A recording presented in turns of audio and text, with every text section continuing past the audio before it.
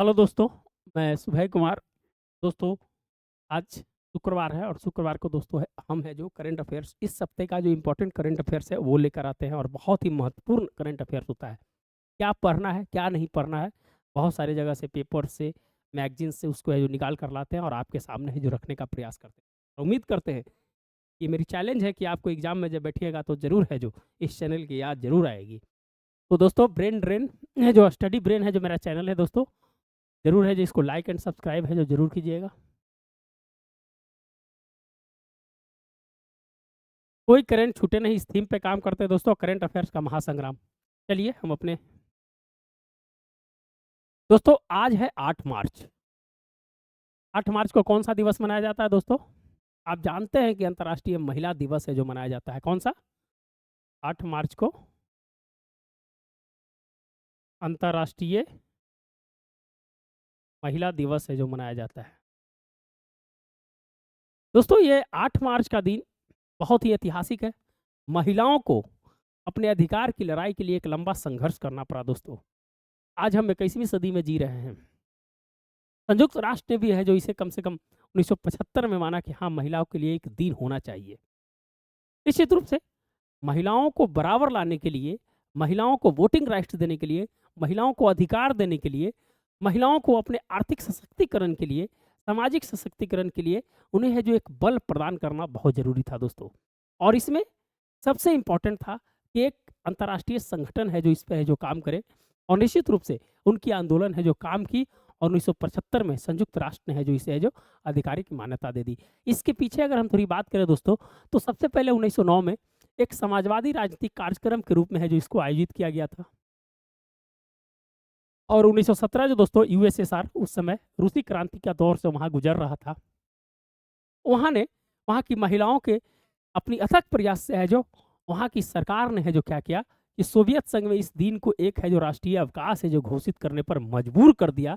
और इसे देखते हुए जब कहा जाता है कि जब कोई सकारात्मक परिणाम आते हैं तो उसका प्रभाव है जो अगल बगल के देशों पर है जो जरूर पड़ता है, और इसका परिणाम है जो दोस्तों अन्य देशों में फैला, और ये है जो पूर्वी देशों तक है जो ये महिला दिवस मनाने की है जो प्रथा है जो चालू की गई।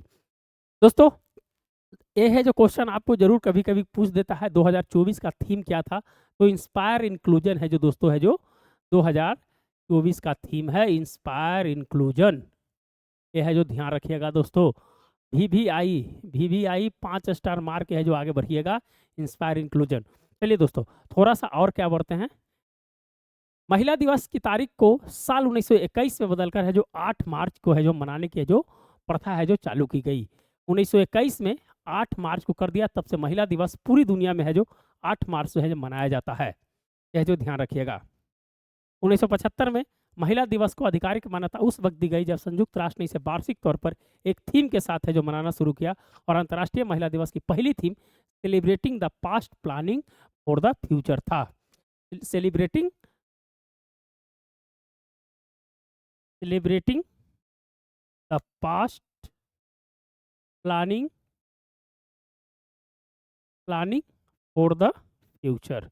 ये है जो पहला थीम से है जो दोस्तों है जो 1975 से है जो मनाना है जो चालू किया गया।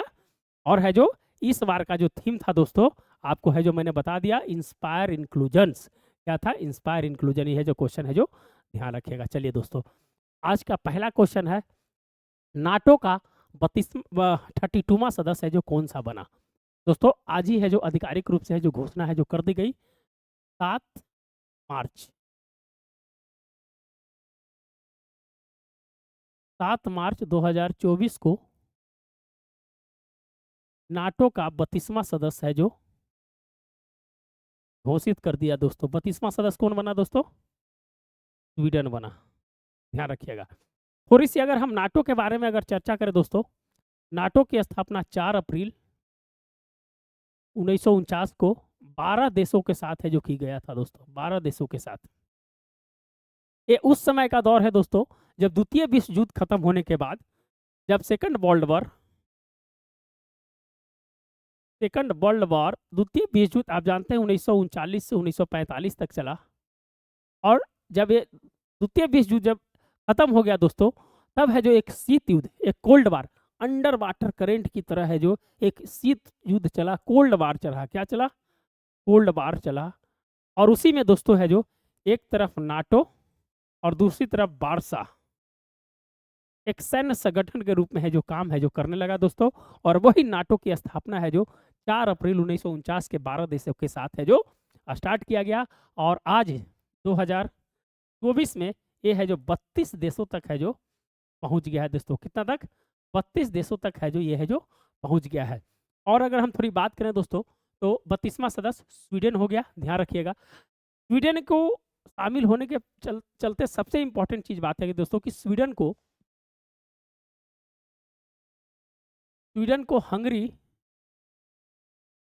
और तुर्की ये है जो दोनों अपोज कर रहा था कि नाटो में है जो शामिल ना हो। लेकिन दोस्तों इसका जो रूल्स है नाटो का कि जब तक टोटल सदस्य है जो एग्री नहीं हो जाते हैं तब तक है जो नाटो का सदस्य है जो नहीं बन सकता है। आपका 32वां सदस्य जो बन रहा है उसमें है जो 31वां जो टोटल 31 सदस्य है उसकी है जो सहमति है जो बहुत जरूरी है। स्वीडन अपने स्वतंत्रता से मैंने दोस्तों कभी भी है जो ना है जो सोवियत संघ के तरफ झुका रहा, ना ही है जो पश्चिमी देश अमेरिका की तरफ झुका रहा। वो है जो 75 वर्षों तक है जो पूरी तरह से स्वतंत्रता रहा। लेकिन वर्तमान परिस्थिति यूक्रेन और रूस युद्ध ने है जो कहीं ना कहीं फिनलैंड को और स्वीडन को है जो नाटो में शामिल होने के लिए है जो मजबूर कर दिया दोस्तों।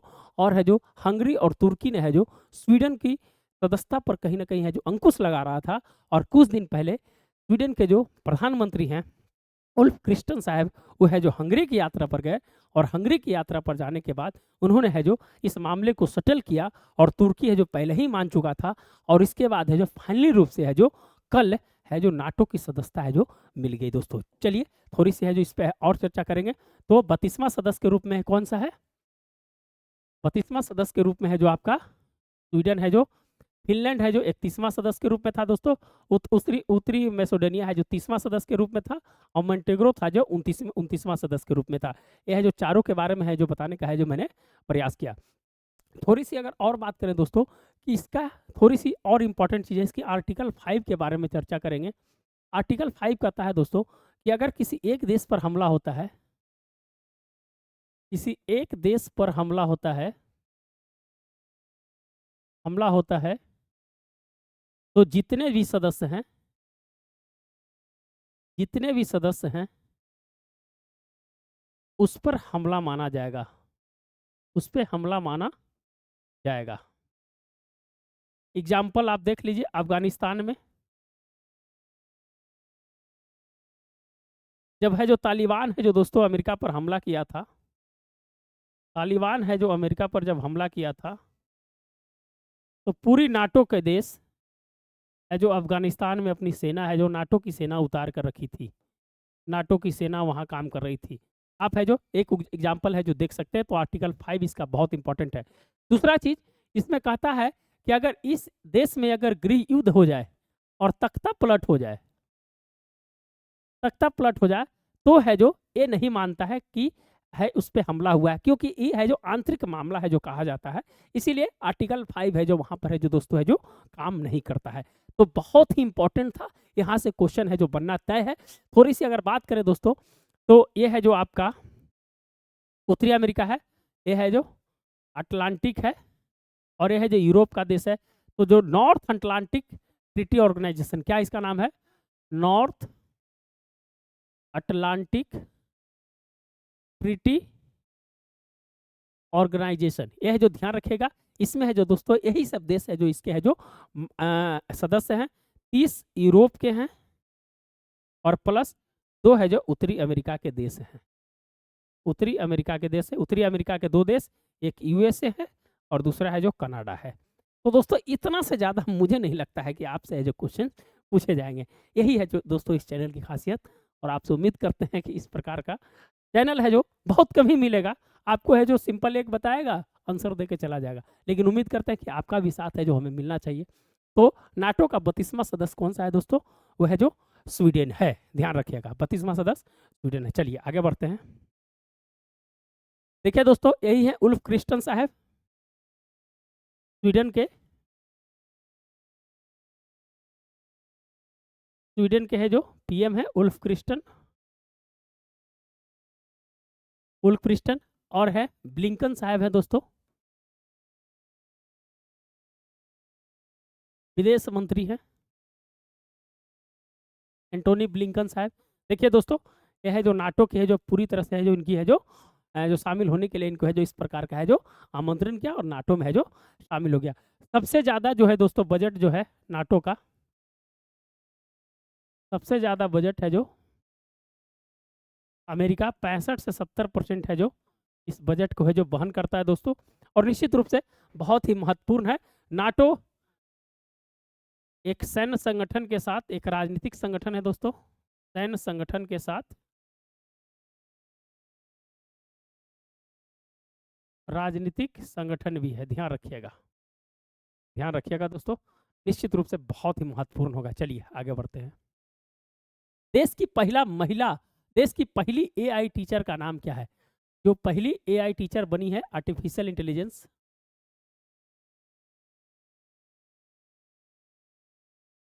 आर्टिफिशियल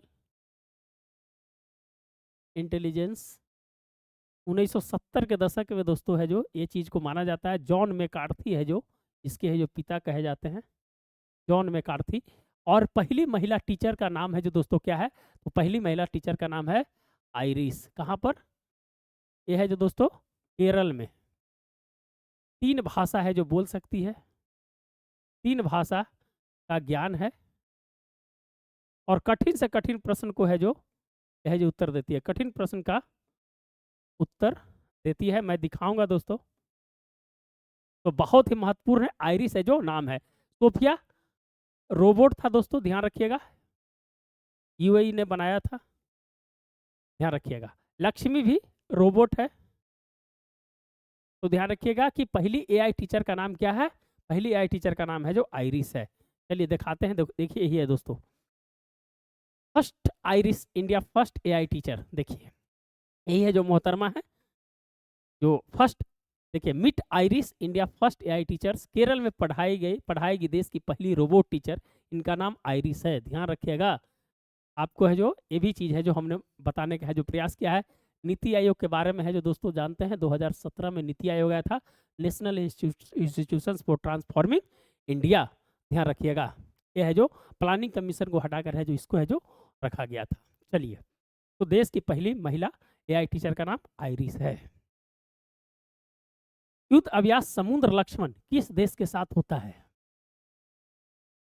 समुद्र लक्ष्मण, हमने एक युद्धाभ्यास है जो हमेशा रखते हैं दोस्तों, कि है जो आपको करीब करीब 8 वीडियो हो चुका है, आप है जो पूरी वीडियो को जाकर देखिएगा, बहुत सारी चीज़ें हैं जो आपको है जो उसमें है जो मिलेगी, है बहुत अच्छी अच्छी जानकारी है जो उसमें मिलेगी।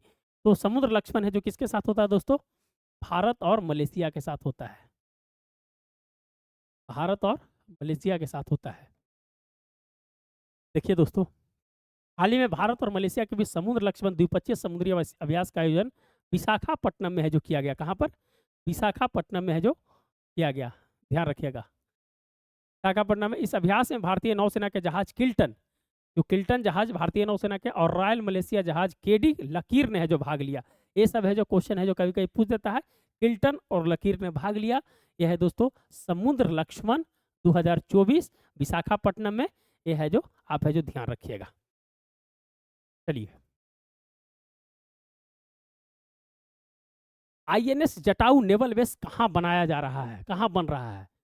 ये भी है जो बहुत ज़्यादा चर्चा में था दोस्तों, आईएनएस जटायु। यह है जो दोस्तों है जो नौसेना का है जो बेस बनाया जा रहा है, नौसेना का है जो बेस बनाया जा रहा है। और अभी मालदीव के साथ रिश्ते जो थोड़ा सा खटास आया है, जो रिश्ते में जो खटास आई है, उसे नज़र रखने के लिए है जो आईएनएस जटायु का है जो बेस का निर्माण किया जा रहा है। आईएनएस जटायु तो कहाँ पर है दोस्तों? मिनीकॉय में है जो बनाया जा रहा है आईएनएस जटायु। आप दिखाते हैं थोड़ा सा इसको, कहाँ पर है देखिए, ये है जो दोस्तों मालदीव है, ये मालदीव है, और है जो थोड़ी पिक्चर्स है जो हल्का सा ये हो गया है, और ये जो मालदीव है ये है जो आपका केरला का इलाका है।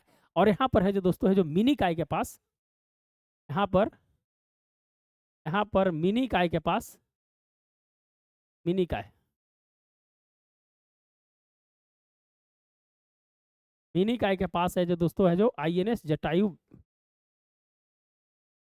नेवल बेस है जो बनाया जा रहा है, नेवल बेस।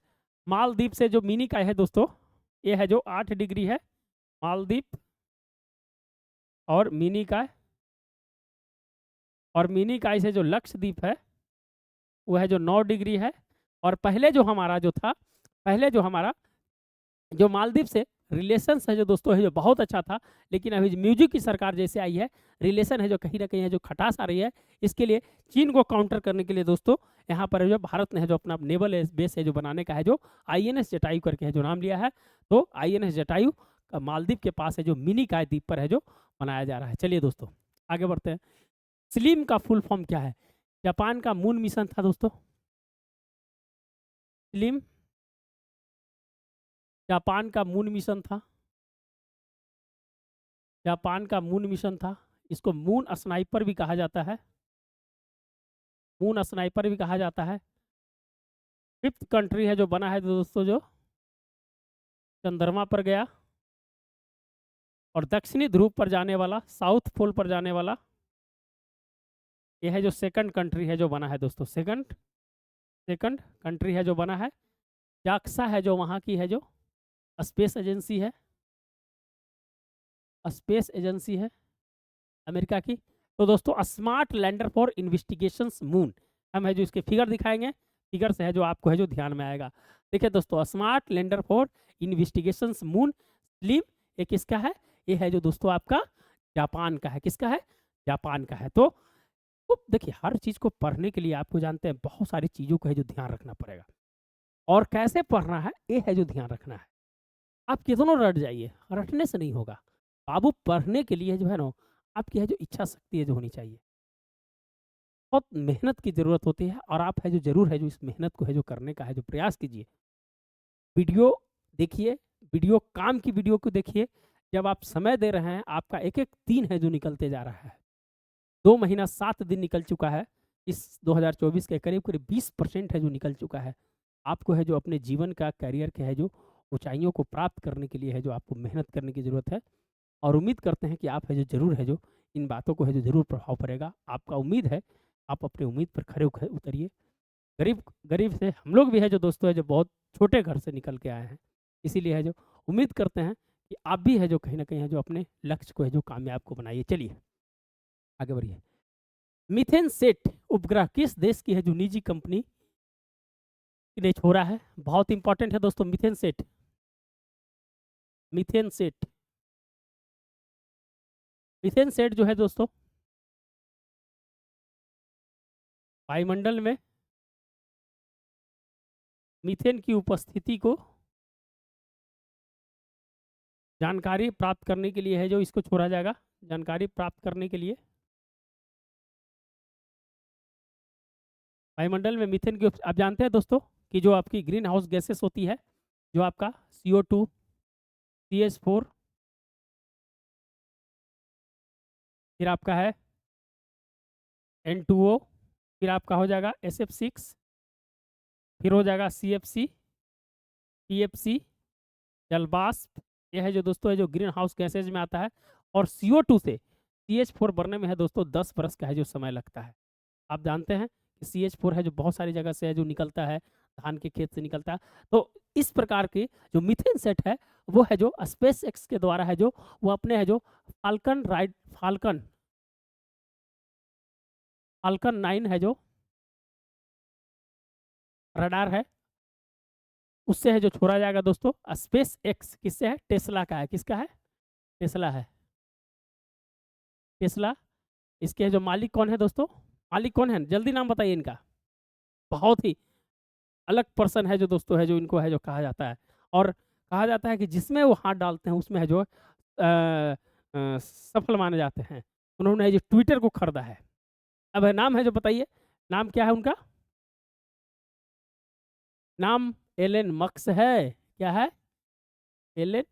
एलन मस्क है उनका नाम है जो दोस्तों निजी कंपनी है, और वहाँ की निजी कंपनी है जो स्पेस एक्स ने है जो मीथेन सेट को है जो छोड़ने का है जो प्रयास किया है और है जो निश्चित रूप से है ये है जो एक नई क्रांतिकारी की दौर में है जो माना जाएगा दोस्तों। तो कौन कौन से ग्रीन हाउस गैसेस हैं उसको भी है थोड़ी है जो चर्चा है जो जरूर है जो कीजिए।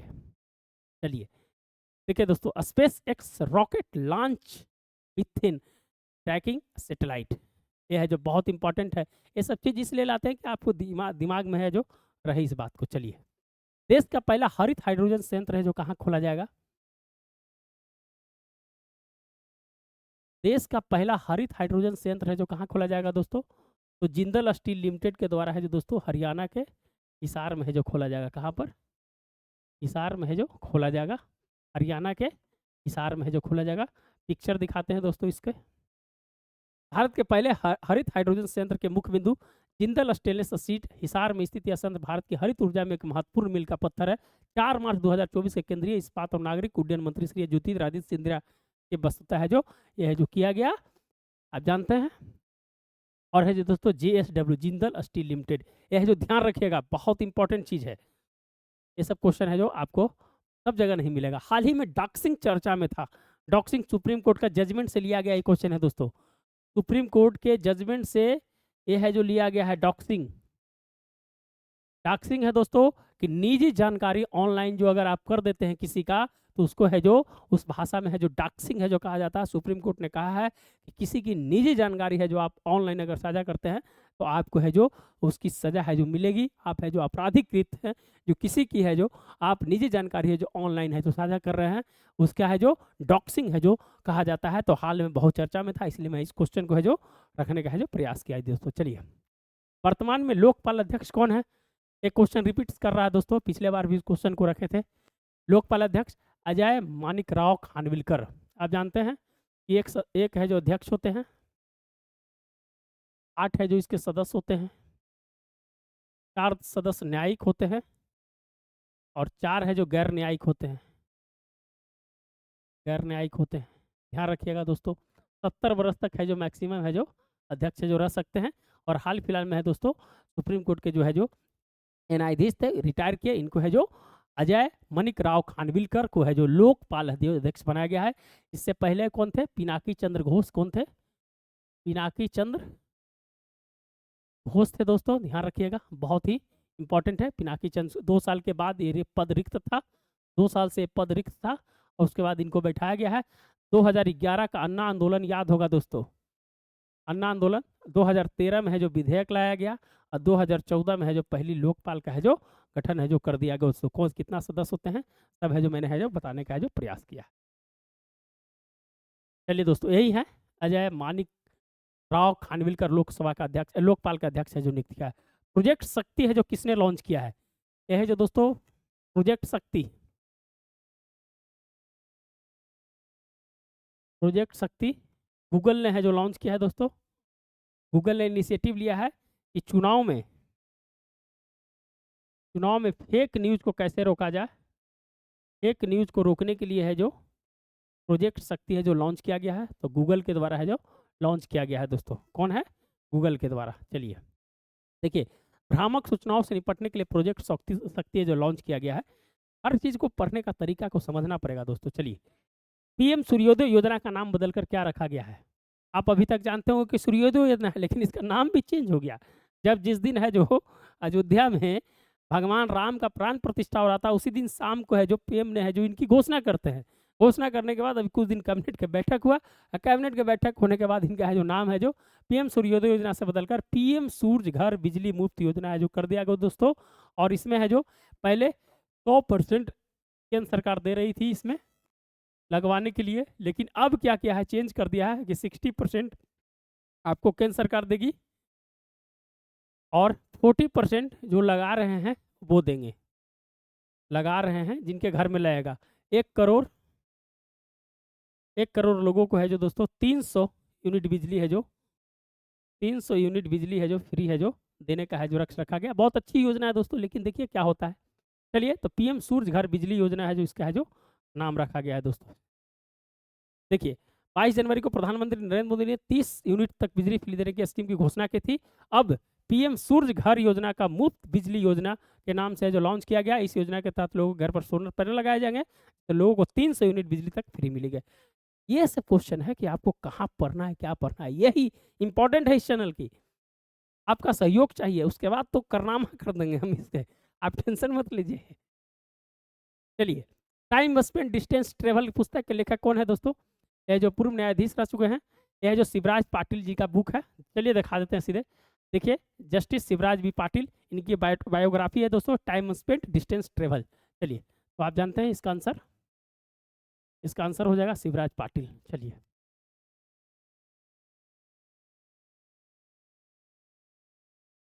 ग्लोबल डिप्लोमेसी इंडेक्स में भारत 2023 में कितना स्थान है? मैंने कुछ दिन पहले है जो बताया था, डिप्लोमेसी इंडेक्स में भारत का स्थान है जो 11वां था। 2022 में है जो कितना स्थान था? 12वां था। और 2023 में कितना हो गया? 11 था। भारत के कितने राजनयिक बाहर में रहते हैं? 194 राजनयिक। 2022 में है जो 11 पद है जो इसमें और जोड़े गए हैं, ध्यान रखिएगा, 11 पद जोड़े गए हैं दोस्तों, तो 11 हैं। और सबसे ज़्यादा जो राजनयिक के जो फर्स्ट नंबर पर है वो है जो 274 है, जो चीन का है। कितना है? चीन का है। तो फर्स्ट नंबर पर चीन है, भारत है जो 11वें नंबर पर है। ये सब क्वेश्चन है जो आपसे क्वेश्चन पूछा जाएगा। चलिए, मानव हाथी संघर्ष को किस राज्य ने है जो आपदा घोषित कर दिया है? मानव हाथी संघर्ष है दोस्तों, उसको जो किस राज्य ने है जो आपदा घोषित कर दिया है? तो केरला ने इसे है जो आपदा घोषित कर दिया है। आपदा जानते हैं दोस्तों, 2005 में है जो आपदा प्रबंधन के लिए है जो एक एक्ट बना था, आपदा प्रबंधन। उसमें दो चीज होता है, एक एनडीआरएफ होता है, पढ़े होंगे, और एक एसडीआरएफ होता है, national disaster response fund, state disaster response fund. NDRF के अभी चेयरमैन कौन है दोस्तों? अतुल करलब है। कौन है? करलब है। और इसको है जो मानव हाथी संघर्ष के बारे में वन्य जीव अभ्यारण्य 1972 के दोस्तों अनुच्छेद इसके जो धारा है, इसके धारा 71 और 72 में है जो संशोधन किया गया है। कि क्या संशोधन किया गया है दोस्तों? कि मैं बता रहा हूं कि मान लीजिए कोई हाथी को अगर आप मार देते हैं तो वन जीव प्रोटेक्शन एक्ट के तहत है जो उसकी है जो आपके ऊपर केस हो जाएगी। लेकिन जब जानलेवा साबित हो रहा है तो इसमें है जो अभी कुछ दिन पहले है बहुत ज़्यादा समस्या है जो केरला में हो रही थी। तो दोस्तों इस एक्ट में है जो 1972 के एक्ट में है जो चेंज किया गया कि अगर इस प्रकार की अगर मानवीय आपदा हो जाती है, अगर है जो हाथी मार देता है, तो उस स्थिति में है जो 71 और 72 के धारा में है जो संशोधन किया गया है कि अगर आप हाथी को मार भी देते हैं तो आपको है जो इसका जो केस, जो वाइल्ड प्रोटेक्शन एक्ट का जो केस चलेगा वो है जो आप पे है जो नहीं चलेगा। बहुत सारा चीज़ है जो बहुत राज्यों ने है जो बहुत सारी चीज़ों को है जो आपदा घोषित कर दिया है। जैसे अगर हम बात बताएं दोस्तों कि बिहार में, देखिए बिहार में आपकी बिजली जो गिर जाती है उसको है जो कर दिया है। उड़ीसा में सांप काटने को है जो आपदा, ये सब आपदा घोषित किया है जो हम बता रहे हैं। केरल में मृदा से, हाथी से, और जो सूरज की जो जो कभी कभी स्ट्रोक्स होते हैं, सूर्य स्ट्रोक्स, ये सब से है जो दोस्तों है जो उसको है जो आपदा है जो घोषित है जो ये है जो किया गया है। राज्य सरकार के ऊपर है जो रहता है कि उसको आपदा घोषित है जो कर सकती है, राज्य सरकार आपदा घोषित कर सकती है। ये है जो ध्यान रखिएगा। और इसमें जानते हैं कि बिजली से 4 लाख रुपए जो दिए जाते हैं, सांप काटने पर भी बिहार में है जो 4 लाख रुपए जो दिया जाता है। आप है जो जरूर है जो इस चीज़ को जो सुने होंगे। तो ये है जो कुछ है बातें थी जिसपे है जो चेंज है जो किया गया है। और मानव हाथी संघर्ष, इसके लिए है जो दोस्तों एक कॉरिडोर भी बनाया जा रहा है, जो project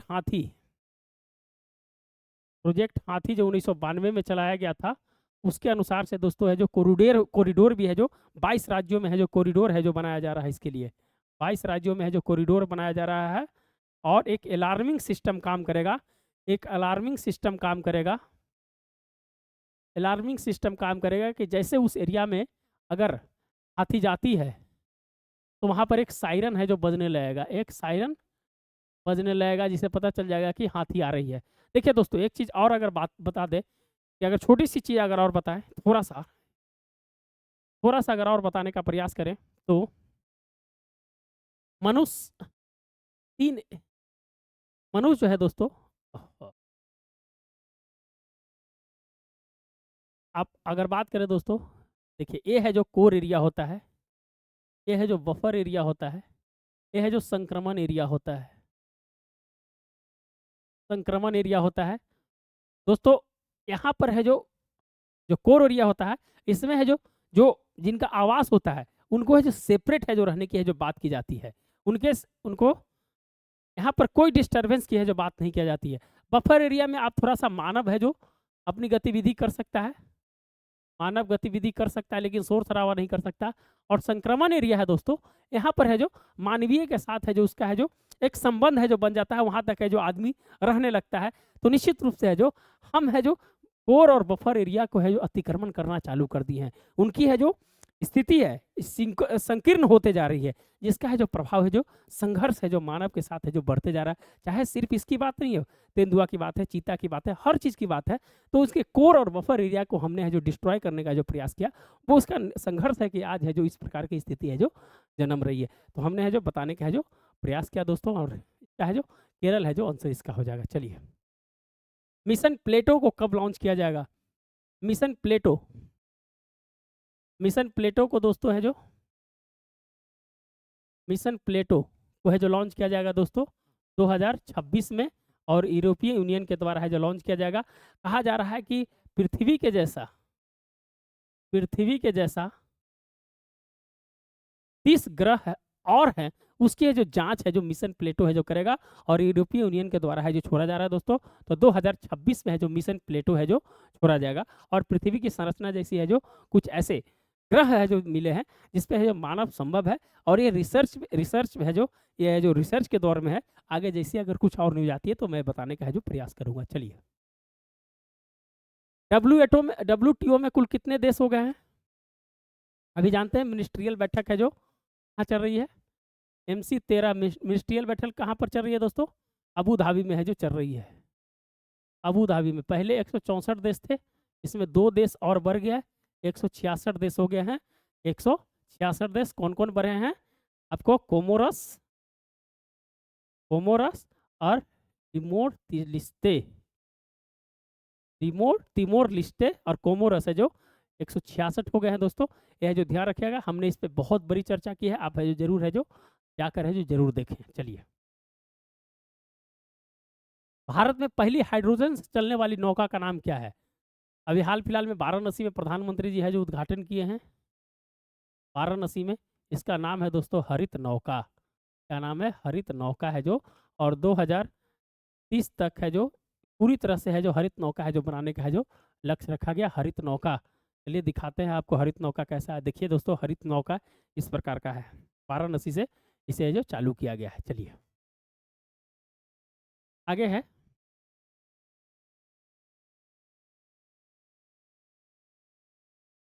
open book exam plan किस संस्था ने है जो चालू करने का है जो निर्णय लिया है? ओपन बुक प्लान अब है जो किताब खोल कर है जो लिख सकते हैं दोस्तों। तो CBSE ने है जो इसे जो लागू करने का फैसला लिया है कि आपको है जो बुक दे दिया जाएगा, आप है जो लिखे। ये एक नया इनोवेशन टाइप पे है जो दोस्तों, और लोगों को मैंने एक ब्रॉड माइंड को, एक संकीर्ण जो माइंड था उसको है जो ब्रॉड करने की है बात, एक इनोवेशंस करने की, किसके क्या परिणाम आते हैं उसको है जो इस एक रिसर्च के तौर पर देखा जा रहा है। तो CBSE ने है जो ओपन बुक एग्जाम को है जो लागू करने का है जो निर्णय लिया है। चलिए, इंटरनेशनल बिग कैट अलायंस में जो कितने देश है जो शामिल हो रहे हैं अभी है जो दोस्तों? ये जो बिग कैट है वो है जो 96 देशों में पाया जाता है। कितने बिग कैट में कौन कौन आते हैं दोस्तों? बिग कैट में 7 आते हैं। शेर है, चीता है, तेंदुआ है, हिम तेंदुआ है, प्यूमा है, जगुआर है। कितना हो गया? 1 2 3 4 5 6, एक है दोस्तों शेर, चीता, तेंदुआ, एक बाघ होगा। ये है जो दोस्तों 7 है जो बिग कैट अलायंस में आते हैं, 96 देशों में पाया जाता है। अभी है जो 16 देश है जो दोस्तों इसमें है जो शामिल हो गए हैं, और बहुत बड़ी योजना है दोस्तों। 2024 से लेकर 2027 तक है जो इसके संरक्षण करने की बात आ रही है, और भारत है जो प्रोजेक्ट पे बहुत सारा काम किया है और बाकी देशों को अगुआ बनना चाहता है। तो 16 देश इसमें जो सहमति होने की बात है जो कह चुके हैं। चलिए दोस्तों आगे बढ़ते हैं। इन्वेस्टिगेशन फैसिलेशंस डेवलपमेंट IFD समझौता चर्चा में था। तो दोस्तों बहुत बड़ी चर्चा है, आर्टिकल भी है जिस पे इंडियन एक्सप्रेस का आया है इस पे। इंडियन एक्सप्रेस का आया है, ध्यान रखिएगा। और डब्ल्यूटीओ से है जो दोस्तों, डब्ल्यूटीओ बहुत इंपॉर्टेंट है, इस बार क्वेश्चन है जो पूछने जा रहा है। हमने है जो डब्ल्यूटीओ पर लेक्चर भी लिया है, आप है जो इसको जरूर देखिएगा। इसको आईएफडी बोलते हैं दोस्तों, चीन के द्वारा है जिसको लाया गया था। भारत और दक्षिण अफ्रीका ने इसका विरोध किया है। भारत और दक्षिण अफ्रीका ने है जो इसका है जो विरोध किया है। भारत कह रहा है कि ये व्यापार मंच है, ना कि निवेश मंच है, इसलिए भारत ने है जो इसका है जो, भारत और दक्षिण अफ्रीका ने इसका विरोध किया है। लेकिन इसमें है जो 127 देश है जो शामिल है, ध्यान रखिएगा दोस्तों, 127 देश शामिल है। यह है जो डब्ल्यूटीओ है जो आपकी है। तो दोस्तों आज का है जो लेक्चर है जो यहीं पर है जो हम है जो रखते हैं। बहुत इंपॉर्टेंट है जो आज का लेक्चर था। उम्मीद करते हैं कि आप है जो वीडियो को जरूर है जो लाइक एंड सब्सक्राइब जरूर कीजिएगा और लोगों के बीच शेयर कीजिएगा। कुछ अगर गलती हुई हो गई हो तो आप उसे सुधार लीजिएगा, मानवीय भूल है, गलती को एक्सेप्ट करना चाहिए, ये ध्यान रखिए। जीवन में कभी भी गलती को एक्सेप्ट कीजिए आप, अगर कुछ है तो कौन सी बड़ी बात है भाई, हम भी मनुष्य हैं, कौन सी बड़ी बात है। चलिए, तो निश्चित रूप से आप है जो लाइक एंड सब्सक्राइब जरूर कीजिएगा। मिलते हैं दोस्तों नए वीडियो के साथ। धन्यवाद।